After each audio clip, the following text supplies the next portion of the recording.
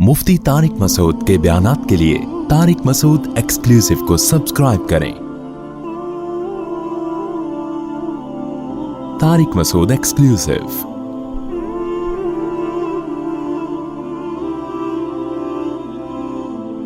रबीउल अव्वल का महीना है। इस हवाले से आज बयान करने का इरादा है।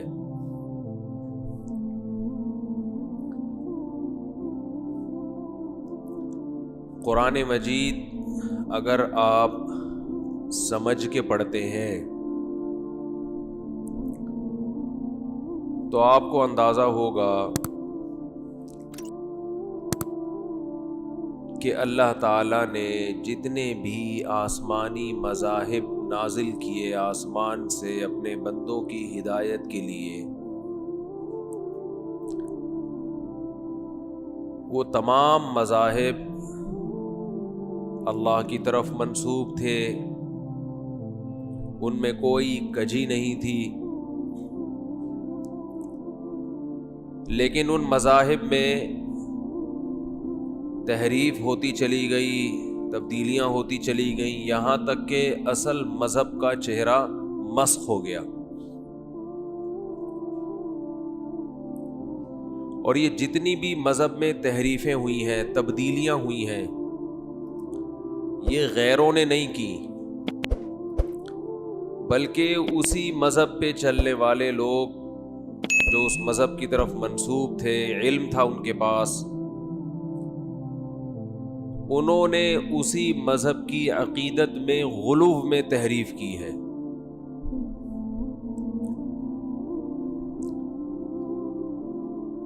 कुरान मजीद में अल्लाह ताला ने फरमाया, कुल्लमा जाअहुम रसूलुम बिमा ला तहवा अनफुसुहुम।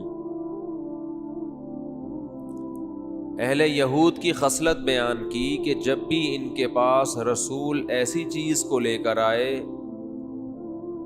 जो इनकी ख्वाहिशात को पसंद नहीं था, ऐसी चीज़ें लाए जो ख्वाहिशात पसंद नहीं करती थी उन चीज़ों को, तो ये हमेशा तकब्बुर करते हैं और बाज़ दफ़ा तो पैगंबर को कत्ल कर दिया करते थे। तो ये कत्ल वो लोग नहीं करते थे जो मज़हब को सिरे से मानते ही नहीं थे। कत्ल वो लोग किया करते थे जो अपने आप को हज़रत मूसा अलैहिस्सलाम पर ईमान लाने वाला कहा करते थे, और वो कहते थे कि हम हज़रत मूसा अलैहिस्सलाम की शरीयत को फॉलो करते हैं। हज़रत मूसा कलीमुल्लाह थे, लेकिन इसी मज़हब से उनकी दुनिया भी वाबस्ता हो गई थी।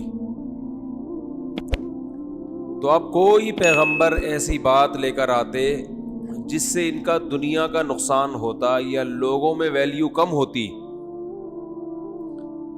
तो ये उन पैगंबर को कत्ल कर दिया करते थे। ये आयत खूब अच्छी तरह समझें। रसूलुल्लाह सल्लल्लाहु अलैहि वसल्लम के दुनिया से जाने के बाद कोई नया पैगंबर नहीं आएगा। अब पैगंबर के जानशीन और पैगंबर के वारिस कौन होंगे? बोले उलमा, क्योंकि रसूलुल्लाह सल्लल्लाहु अलैहि वसल्लम की सही हदीस है, आपने फरमाया अल उलमाउ वरसतुल अंबिया, उलमा पैगंबरों के वारिस हैं। तो अब उलमा पैगंबर के क्या होंगे? जानशीन। पैगंबर का जो काम था, असल काम, वो कौन करेंगे? उलमा। अवाम करेगी उलमा की निगरानी में। तो इस हदीस में एक फजीलत पता चली हमें उलमा की, जो बहुत बड़ी फजीलत है। वो ये कि नबी के जानशीन उलमा होंगे, और जाहिर है वो गलत नहीं हो सकते, वरना वो नबी के जानशीन बनते नहीं। کیونکہ پیغمبروں کا سلسلہ ختم. اب دین کو قیامت تک جو باقی رکھا جائے گا، تو جب اصل نہیں ہوتا تو اس کے وارث ہوتے ہیں نا. بھائی نائب ہوتا ہے نا، آپ وزیر اعظم جب دورے پہ جائیں گے تو کسی کو نائب بنا کے جائیں گے نا. صدر مملکت دورے پر جائیں گے تو نائب بنا کے. کوئی بھی شخص جب اپنی اصل جگہ سے جاتا ہے تو وہاں کسی کو بٹھا کے جاتا ہے. تو آپ صلی اللہ علیہ وسلم کے دنیا سے جانے کے بعد صحابہ آپ کے وارث بنے، اور صحابہ میں خاص طور پہ وہ جن کو علم اللہ نے دیا تھا، تو لوگ پھر ان سے رجوع کرتے تھے. پھر تابعین، تبع تابعین، اور یہ سلسلہ قیامت تک آج تک چلا آ رہا ہے اور قیامت تک چلتا رہے گا. لیکن دوسری طرف حدیث میں یہ بھی آتا ہے لَتَتَّبِعُنَّ سُنَنَ الَّذِينَ مِن قَبْلِكُمْ، تم سے پہلے جو یہود و نصارہ گزر چکے تم بھی انہی کو فالو کرو گے،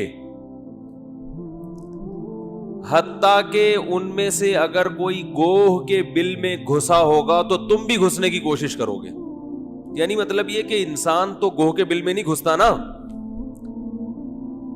یعنی ایسے ان کو فالو کرو گے کہ کسی نے بہت ہی کوئی الٹا کام بھی کیا ہو جو انسان پہ بالکل سوٹ نہیں کرتا، جس کی سرے سے کوئی لاجک بنتی نہیں ہے. بھائی گوہ تو گوہ کے لیے بل ہے نا، وہ انسانوں کے لیے تھوڑی ہے.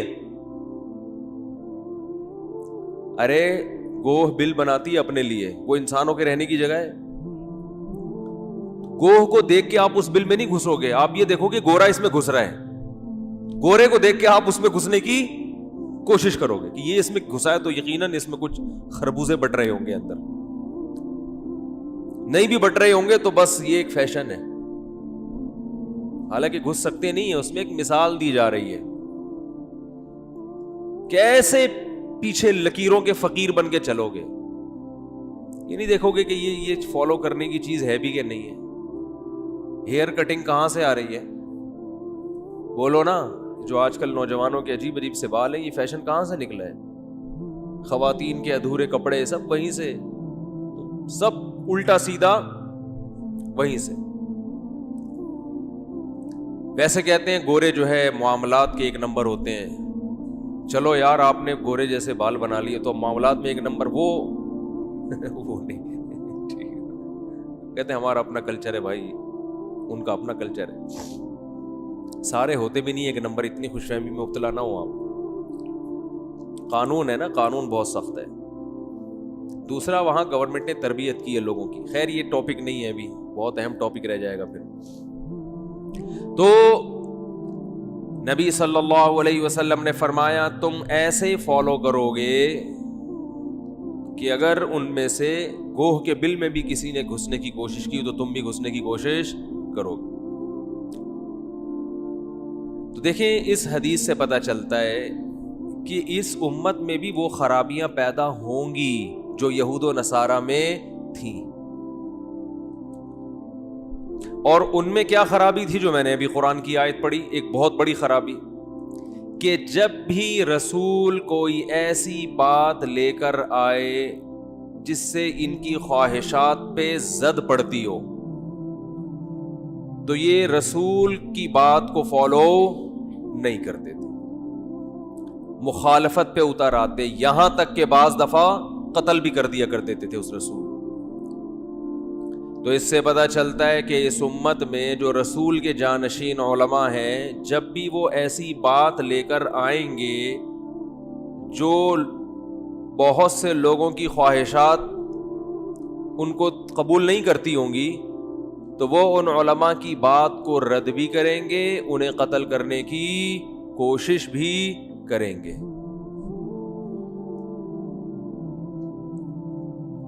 وجہ کیا ہے کہ آپ کو وہ باتیں اچھی نہیں لگ رہی، چاہے کتنی حق پر مبنی ہو، آپ کو نہیں اچھی لگ رہی وہ.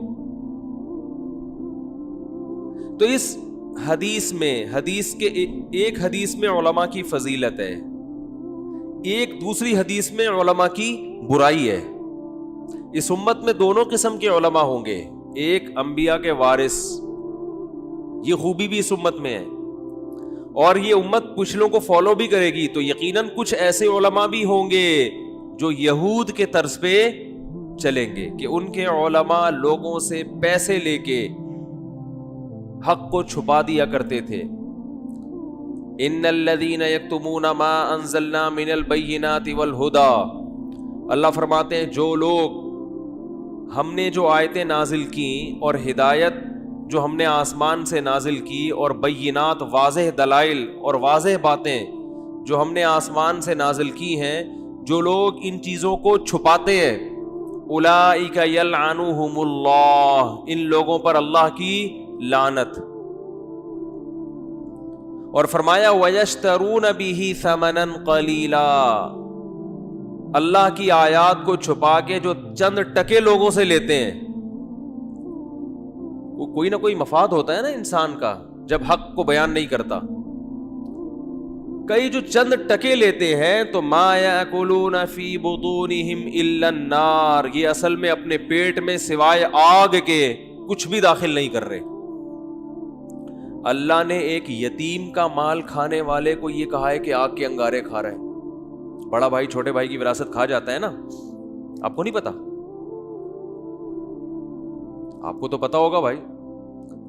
جب ابا کا انتقال ہوتا ہے تو بڑا بھائی چھوٹے بھائیوں کو دیتا ہے پورے پورے پیسے گن کے، وہ کاروبار کے نام پہ کھا جاتا ہے. تو اس پہ قرآن نے کہا کہ یہ جو بڑا چھوٹے کی وراثت کھا رہا ہے یہ اصل میں وراثت نہیں بلکہ آگ کے انگارے کھا رہا ہے. سورہ نساء میں اللہ نے فرمایا کھا لو جتنا مرضی کھانا ہے، یہ انگارے ہیں، کھاتے رہو. اور ایک اللہ نے ان علماء کے بارے میں جو اللہ کی آیات کو چھپاتے ہیں یا اس کی غلط سلط تعویلات کرتے ہیں، ان کے بارے میں فرمایا دیکھو دو عیب تھے یہود علماء میں، سب میں نہیں تھے، میجورٹی میں، سب ان کے بھی خراب نہیں تھے، میجورٹی ایسی تھی. تو دو عیب تھے ان کے اندر. ایک اللہ کی آیات کو چھپانا، جو آیت آپ کے اگینسٹ جا رہی ہے وہ پبلک میں بیان نہ کرنا. دوسرا جرم یہ تھا یحرفون الکلم عن مواضعہ، جو آیت کا اصل مطلب ہوتا تھا نا، اصل مفہوم، اس اصل مفہوم سے ہٹا کے اپنی مرضی کا مفہوم بیان کر دینا کہ اس کا یہ مطلب ہے، حالانکہ وہ اس کا مفہوم بولو بھائی نہیں ہوتا. ہر ایک کے کلام کا ایک مفہوم ہوا کرتا ہے، سیاق و سباق سے پتہ چل رہا ہے بات کیا چل رہی ہے، کیا اس کا مقصد ہے. جیسے جناب پروفیسر غامدی صاحب نے قرآن کی آیت کا ترجمہ کیا نا، انما حرم ربی الفواحش ما ظہر منها وما بطن والاسم والبغی بغیر الحق وان تشرکوا باللہ ما لم ينزل به سلطانا وان تقولوا علی اللہ ما لا تعلمون، کہ میرے رب نے صرف ان 5 چیزوں کو حرام کیا ہے. تو محترم نے آیت کا ترجمہ رکھا سامنے اور کہا کہ دیکھو حلال و حرام کی بحث ہمیشہ کے لیے ختم، گویا کسی مفتی سے اب پوچھنے کی ضرورت نہیں. اللہ نے صرف کتنی چیزوں کو حرام کر دیا؟ 5. محترم نے فرمایا کہ یہ قرآن آپ اپنے گھر میں اپنی میز پہ سامنے رکھ لیں یہ آیت، اور حلال و حرام کی بحث بولو فینش. 5 چیزیں حرام ہیں، اور پھر 5 چیزوں میں پہلی چیز کا ترجمہ پی گئے، کیونکہ اس کا مفہوم بہت وسیع تھا تو وہ کیا ہوا، پی گئے. باقیوں کا ترجمہ کر دیا کہ ظلم کرنا حرام ہے اور بے حیائی کے کام حرام ہیں، اور اللہ کے ساتھ شرک کرنا اور اللہ پر ایسی بات گڑنا جو اللہ نے نہیں کہی، بلکہ اس سے اپنا مطلب نکالا کہ اگر آپ ایسی چیز کو حرام کرتے ہیں جو اللہ نے نہیں کی تو آپ بھی اس میں داخل ہو گئے. اب انسان کہتا ہے یار اس میں تو نہ کتا لکھا ہوا ہے نہ بلی لکھی ہوئی ہے کہ کتا حرام ہے تو بلی حرام ہے، بہت ساری چیزیں کیا ہو گئیں، جائز ہو گئیں. وہ ان کو پھر دوسری آیت سے کر دیا ہے حرام، کیونکہ کتا بلی ابھی عوام افورڈ نہیں کر پائے گی کہ اس کو حلال ہونے کا فتویٰ. حالانکہ اسی آیت سے تو پتہ چل رہا ہے کہ 5 چیزیں حرام ہیں، تو پھر کتے بلی بھی حلال ہو گئے نا. لیکن اتنی جرت نہیں کہ کتا بلی کو بھی کیا کر دیا حلال. اس لیے کہ بھی یہ تو گورے نہیں کھاتے ہیں, یہ تو صرف چائنیز کھاتے ہیں, وہی ہضم کر سکتے ہیں ان چیزوں کو. کیونکہ اگر یہ بھی حلال کا فتویٰ دے دیتے تو لوگ کہتے کہ یار اتنے ماڈرن تو ابھی گورا بھی اتنا تو وہ بھی آگے نہیں گیا ہے, وہ بھی اس کو برا سمجھتا ہے. تو خیر, حالانکہ یہاں جو اللہ نے فرمایا کہ صرف یہ چیزیں حرام ہیں, یہ سیاق و سباق میں ایک مضمون چل رہا ہے, اس کو سامنے رکھ کر یہ کہا گیا ہے کہ صرف یہ چیزیں حرام ہیں. اس کی مثال میں آپ کو جلدی سے دے دیتا ہوں کہ آپ میرے پاس آئے, اتفاق سے آپ نے ہماری دعوت کر لی, اتفاق سے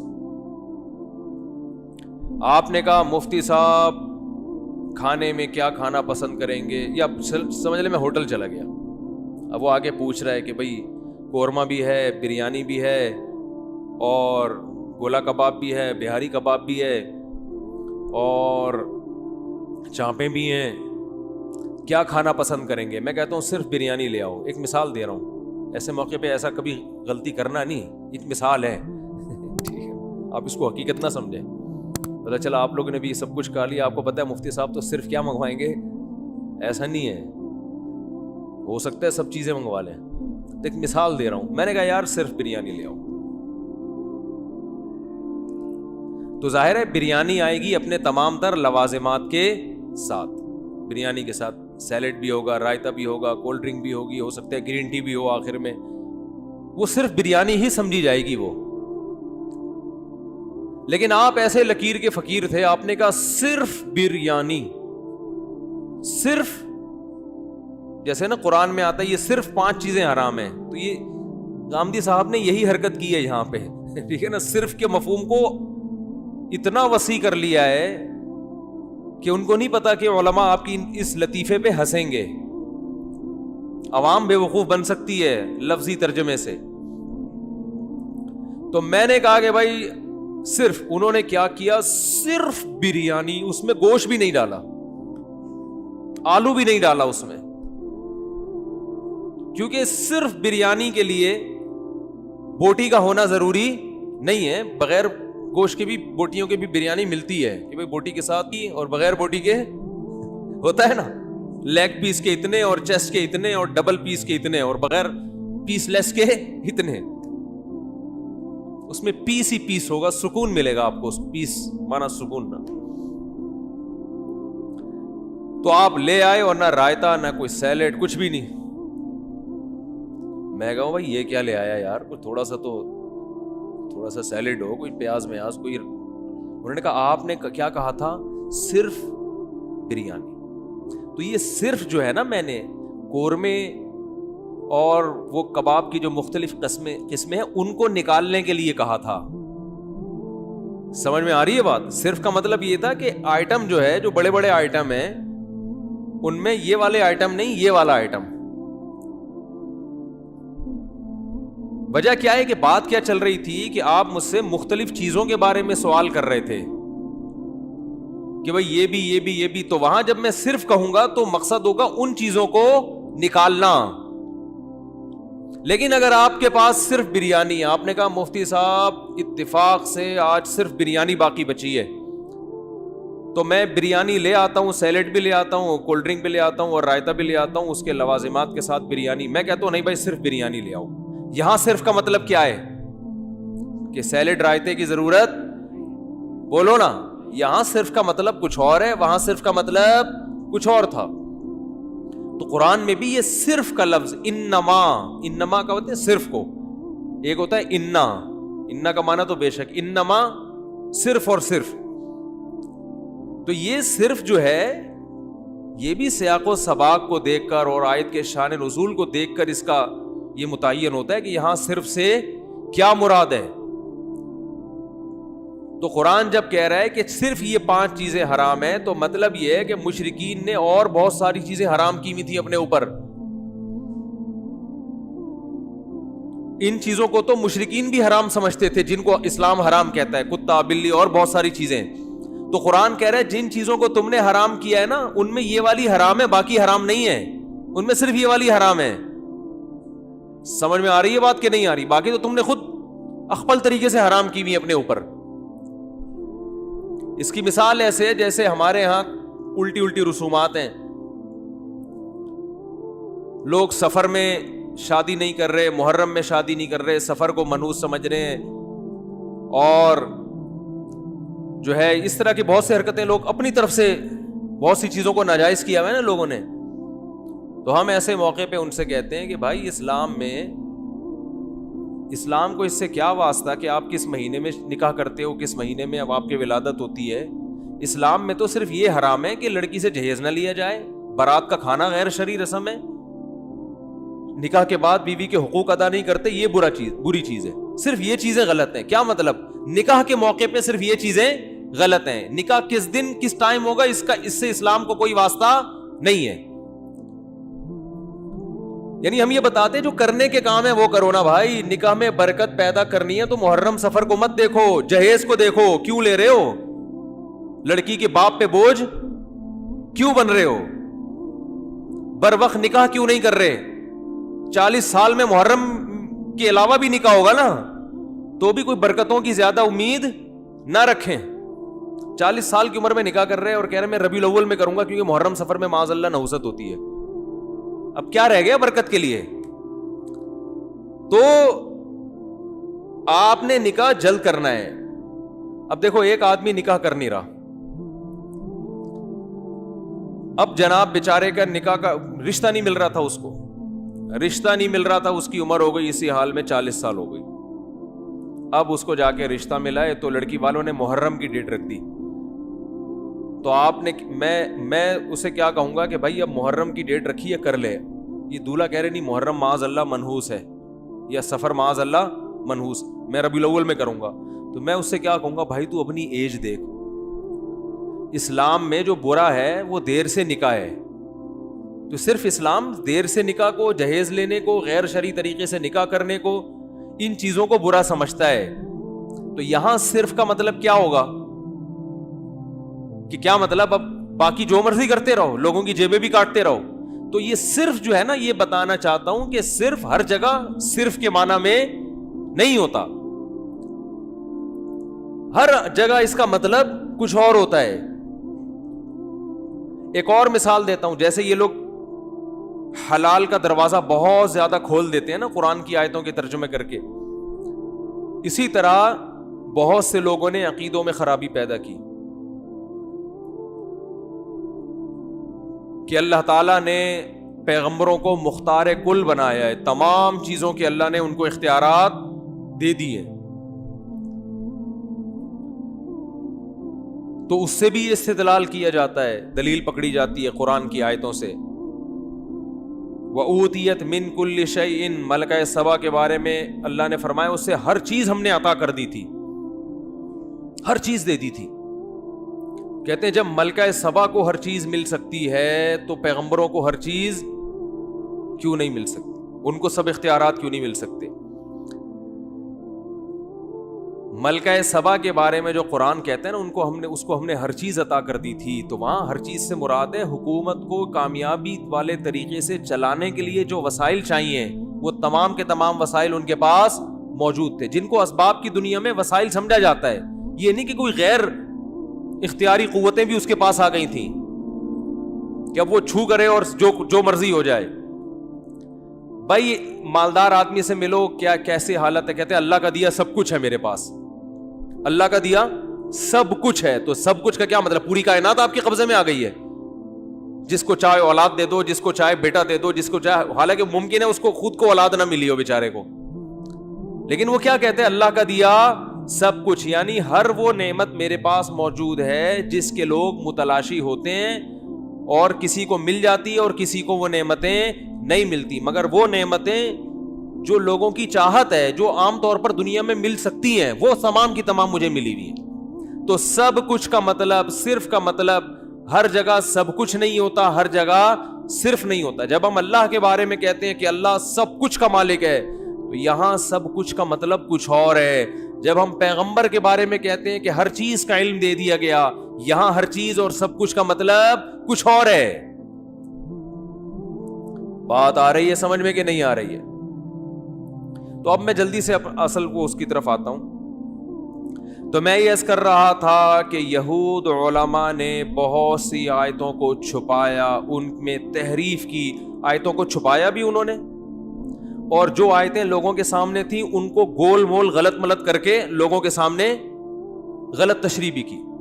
اور قرآن کے الفاظ وَمِنْهُمْ أُمِّيُّونَ لَا يَعْلَمُونَ الْكِتَابَ إِلَّا أَمَانِيَّ, ان میں بہت سے ایسے تھے جو تورات کی صرف ظاہری آیتوں کو جانتے تھے, تلاوت کرنا, تورات کا مفہوم نہیں جانتے تھے. ایسی عوام کو ان علماء کے لیے بے وقوف اور الو بنانا آسان ہو گیا.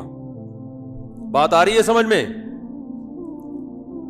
تو وہ تو چونکہ دین ختم ہونے والا تھا, اس کے بعد نیا دین آنا تھا, اس دین کی حفاظت کا اللہ نے وعدہ نہیں کیا, لیکن اسلام قیامت تک اپنی اصل شکل میں محفوظ رہے گا. اگر اس میں تحریف ہوگی تو اس تحریف کا پردہ چاک کرنے والے, اس تحریف کو بتانے والے علماء بھی قیامت تک موجود رہیں گے. تو اب آپ نے یہ دیکھنا ہے کہ کون قرآن و سنت کے نام پر اپنی دکان چلا رہا ہے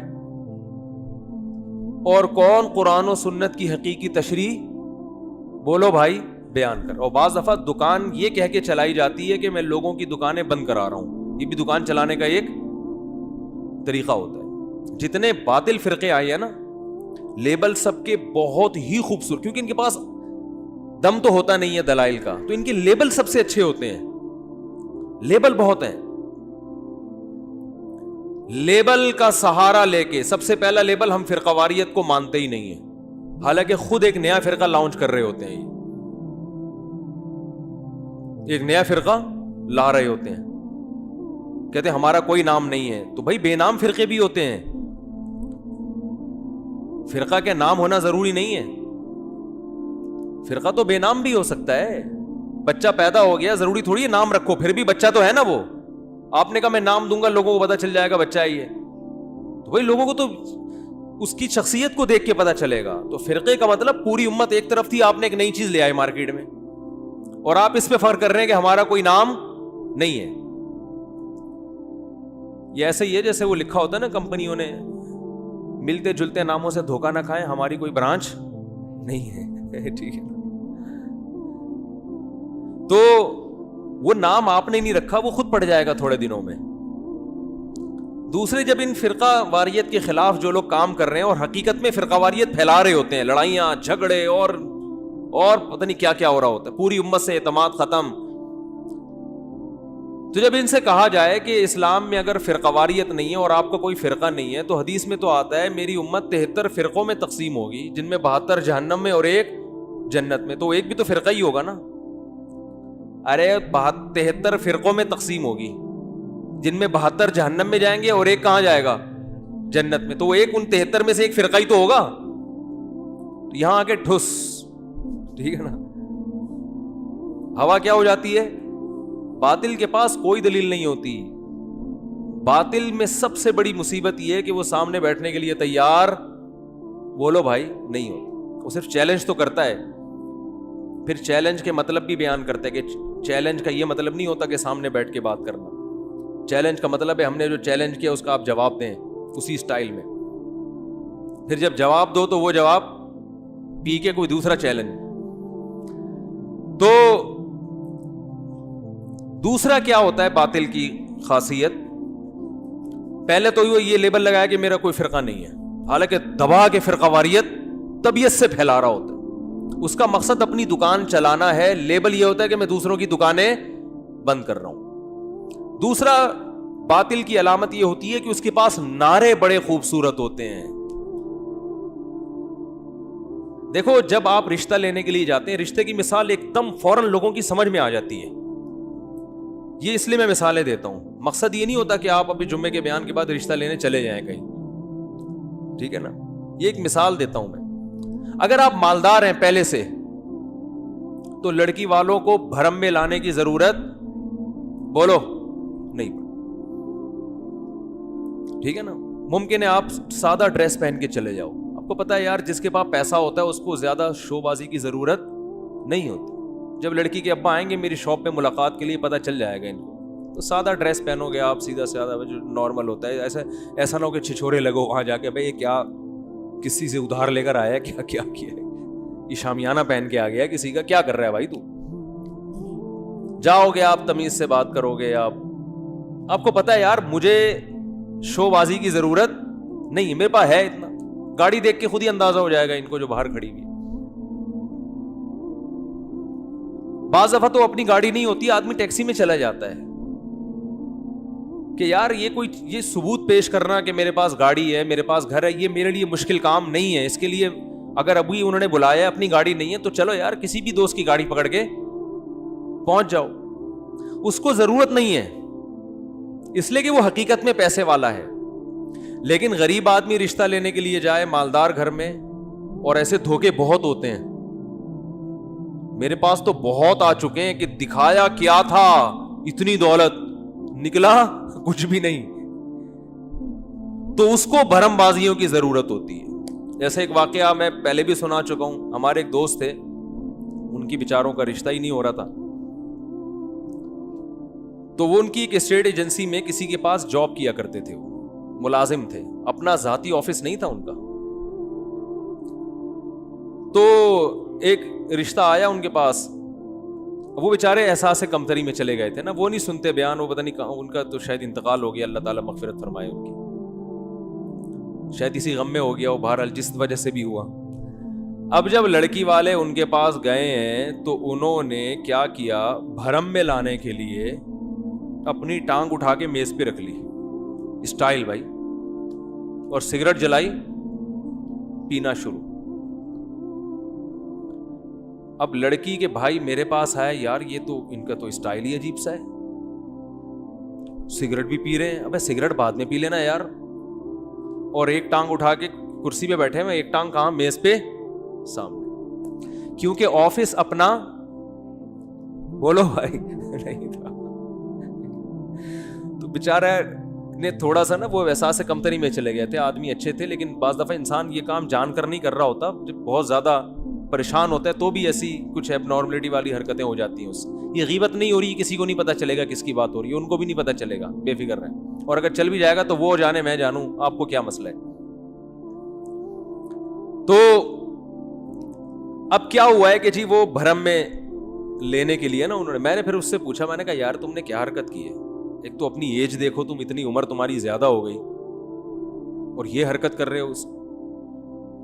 اچھا, پھر وہ لڑکی کے بھائی نے بتایا کہ ہم نے ان سے پوچھا کہ آپ کرتے کیا ہیں, انہوں نے کہا دیکھ نہیں رہا اتنے بڑے آفس میں ایسے ٹانگ پہ ٹانگ رکھ کے بیٹھا ہوا ہوں میں. ابھی بھی کیا بتانے کی ضرورت ہے, مطلب بزنس ہے بھائی, اچھا کھاتے ہیں, اچھا پیتے ہیں. یہ تو بیچارے کی میں نے ایک مثال دے دی جس میں ظاہر ہے سادگی زیادہ تھی, کوئی چالاکی نہیں تھی. وہ بعض دفعہ اتنا زیادہ انسان, لوگ لفٹ نہیں کراتے ہیں نا بعض دفعہ, لوگوں کو بھی تو ایک معیار بہت اونچا ہے, تو وہ تھوڑا سا نروس ہو جاتا ہے آدمی. لیکن حقیقت بھی ایسی ہے کہ نہیں ہے, جب آپ اندر سے خالی ہوتے ہیں تو بھرم کے لیے آپ کے پاس ڈائلاگ کے علاوہ, بولو بھائی, کچھ بھی نہیں ہوتا. پھر آپ کو کبھی اہل بیت سے محبت, کبھی عشق رسول کا نعرہ, کبھی جو ہے وہ حب صحابہ کا نعرہ, کبھی یہ نعرے کو سہارا لینا پڑتا ہے. اہل بیت سے محبت ہمارے ایمان کا جز ہے, اور یہ نعرہ لگانے میں بھی کوئی حرج, بولو, نہیں ہے. صحابہ سے محبت ہمارے ایمان کا جز ہے, اور یہ نعرہ لگانے میں بھی کوئی حرج نہیں ہے. عشق مصطفیٰ ہمارے ایمان کا جزو ہے, اور اس کے نعرہ لگانے میں بھی کوئی حرج نہیں ہے. لیکن اگر اس نعرے کے پیچھے, ان تینوں نعروں کے پیچھے مقاصد غلط ہیں, تو اس کا مطلب یہ نعرہ اس لیے لگایا جا رہا ہے کہ آپ اپنے عیبوں پر پردہ ڈالنا چاہتے ہو. اہل بیت سے محبت اہل بیت کی اطاعت کا نام ہے. اطاعت نام کی, حضرت حسین کی پوری داڑھی تھی یا نہیں تھی, مجھے یہ بتاؤ, بولو نا بھائی. کتنے لوگ ہیں حضرت حسین کی محبت میں داڑیاں رکھتے ہیں, اہل بیت کی محبت میں؟ حضرت علی کی داڑھی تھی یا نہیں تھی؟ حضرت علی تکبیر اولیٰ سے نماز چھوڑتے تھے, مجھے یہ بتاؤ, بولو نا, کیا ہو گیا؟ حضرت علی رضی اللہ تعالی عنہ تہجد گزار تھے یا نہیں تھے؟ نہ تکبیر اولا کبھی فوت ہوئی الا ماشاء اللہ. حضرت حسین رضی اللہ تعالی عنہ تو کربلا میں بھی جماعت سے نمازیں پڑھ رہے ہیں, کربلا کے میدان میں. آج اہل بیت سے محبت کرنے والوں میں کتنے ہیں جو تکبیر اولا سے نماز پڑھتے ہیں؟ کتنوں کی داڑیاں ہیں؟ چہرہ اہل بیت کے مطابق بنانے کے لیے تیار نہیں ہے. آپ تقریریں دیکھو, صحابہ سے محبت کے کتنے لوگ دعوے دار ہیں, لیکن کیا صحابہ کو فالو کیا جا رہا ہے؟ صحابہ داڑیاں رکھتے تھے کہ نہیں رکھتے تھے؟ بولو نا بھائی, کیا ہو گیا؟ ربیع الاول صحابہ کے دور میں کئی بار آیا, کیا کسی ایک صحابی نے وہ کچھ کیا جو آج ہو رہا ہے ربیع الاول میں؟ بولو نا بھائی, کسی صحابی نے کوئی کیک کاٹا یا نبی کی برتھ ڈے منائی؟ تو چونکہ فالو نہیں. دیکھو گھر میں 2 بچے ہوتے ہیں نا, اسی طرح قرآن و حدیث کا لیبل بہت لگایا جا رہا ہے. قرآن, میں صرف قرآن کو مانتا ہوں, میں صرف قرآن کو. منکرین حدیث کیا کہتے ہیں؟ میں صرف قرآن کو مانتا ہوں, صرف قرآن کو مانتا ہوں. ارے قرآن خود نبی کی اطاعت کا حکم دے رہا ہے. اب چونکہ قرآن کی آیتوں کو نہیں مانتے نا جس میں نبی کی اطاعت کا حکم دیا گیا ہے, تو اب ان کو پتہ ہے مجرم ہے, لہذا وہ یہ نہیں کہیں گے کہ ہم جو ہے وہ حدیث کو نہیں مانتے, ہم جو ہے صحابہ کو نہیں مانتے, ہم وہ یہ نہیں, وہ کہیں گے ہم قرآن کو مانتے ہیں جو اللہ کی آخری کتاب, اور قرآن کے سچے عاشق ہم ہیں. او بھائی, آپ اس لیے یہ دعویٰ کر رہے ہو کہ آپ قرآن کو مانتے نہیں ہو. اسی طرح آج بہت سے لوگ ہم صرف قرآن و حدیث کو مانتے ہیں. مقصد ان کا قرآن و حدیث نہیں, فقہا کا انکار ہے کہ قرآن و حدیث کی وہ تشریح جو فقہا نے کی ہے وہ نہیں مانیں گے, جو ہماری کھوپڑی میں آئے گی وہ مانیں گے ہم. لیکن وہ یہ لیبل نہیں لگائیں گے کہ ہم فقہ کو نہیں مانتے. لیبل یہ ہوگا ہم صرف کس کو مانتے ہیں؟ قرآن و حدیث کو. لیبل پہ کام چل رہا ہے مارکیٹ میں ہول سیل کے حساب سے. جس آدمی نے قرآن و سنت کی کوئی بھی بات اپنے پیر و مرشد کے کہنے پہ رد کرنی ہے, وہ بزرگی کا لیبل لگاتا ہے, ہم بزرگوں کو مانتے ہیں. نہیں آ رہی بات؟ ان میں سے زیادہ تر لوگ, سب نہیں, نہ تو قرآن کو مانتے ہیں, نہ قرآن و حدیث کو مانتے ہیں, نہ بزرگوں کو مانتے ہیں, نہ صحابہ کو مانتے ہیں. شاعر نے کیا بہترین بات کی ہے, شرط ایمان مصطفیٰ سے والہانہ پیار ہے. یعنی مصطفیٰ صلی اللہ علیہ وسلم سے جب تک والہانہ پیار نہیں ہوگا ایمان کی شرط مکمل نہیں ہوگی. لیکن اگلے مصرے میں انہوں نے کہا پیار لیکن پیروی ہے, پیروی دشوار ہے. پیار نام دعووں کا نہیں ہے, پیار نام کس کا ہے؟ پیروی کا, فالو کرنا. اور کہا فالو کرنا بہت مشکل ہے. آگے شاعر کہتا ہے جس کو دیکھو اس کا دیوانہ سرے بازار ہے. یعنی کیونکہ اب لوگوں نے پیار کی ڈیفینیشن ہی کو چینج کر دیا, صرف نعرہ لگانے کو پیار کہا جاتا ہے, لہذا ہر دوسرا آدمی پیار و محبت کا دعوے دار ہے. سمجھ میں آ رہی ہے بات؟ دیکھو 2 آدمی ہونا, ایک باپ کے 2 بیٹے ہیں, ایک نالائق ہے اور ایک فرما بردار ہے. فرما بردار بیٹے کو اپنے باپ سے محبت کے لیے زیادہ نعروں کی ضرورت نہیں ہوتی. نعرہ لگانا جائز ہے, اہل بیت کی محبت کا بھی, صحابہ کی محبت کا بھی. میں نعرے کی برائی نہیں کر رہا, میں یہ کہہ رہا ہوں صرف نعرہ نہیں چلے گا. بعض دفعہ وہ لوگ زیادہ نعرہ لگاتے ہیں جو اہل بیت کو یا صحابہ کو یا نبی کو فالو نہیں کر رہے ہوتے, وہ زیادہ بڑے بڑے نعرے لگا رہے ہوتے ہیں. تو دیکھو ایک باپ کے 2 بیٹے, ایک فرمانبردار ایک نالائق. جب پیڑے کھانے کا ٹائم آئے گا نا تو نالائق زیادہ چیخ چیخ کے بولے گا کہ میرے ابا بہت اچھے, میں ابا کا بیٹا ہوں. یا وراثت لینے کا جب ٹائم آئے گا, ایسا ہوتا ہے کہ نہیں ہوتا؟ وراثت لینے کے لیے نالائق بیٹا سب سے آگے لائن میں لگا ہوا ہوتا ہے, نادرا کہ وہ دکھا رہا ہوتا ہے بے فارم میں یہ میرے ابا ہیں. تو بھائی یہ زندگی میں بھی تو آپ کے ابا تھے. چلو زندگی میں خدمت نہیں کی, اب آپ اپنے ابا کے لیے کیا کوئی کنواں وقف کرنا چاہتے ہو وراثت لے کے, یا کیا کرنا چاہتے ہو؟ تو آج نعروں پر مدار ہے, نعروں پر. جو زیادہ نعرے نہیں لگاتا, دیکھو جو میت پہ پھوٹ پھوٹ کے رو رہا ہوتا ہے, لوگ کہتے ہیں اس کو بڑی محبت تھی, حالانکہ کمبخت نے ابا کی بیماری میں ایک ڈھیلا بھی خرچ نہیں کیا ہوتا. بعض دفعہ, سب نہیں, بلکہ مارنے والا رو رہا ہوتا ہے سب سے زیادہ. تو جس نے قتل کیا ہوتا ہے نا, جنازے میں سب سے زیادہ آپ نے دیکھا نہیں ہے کیا؟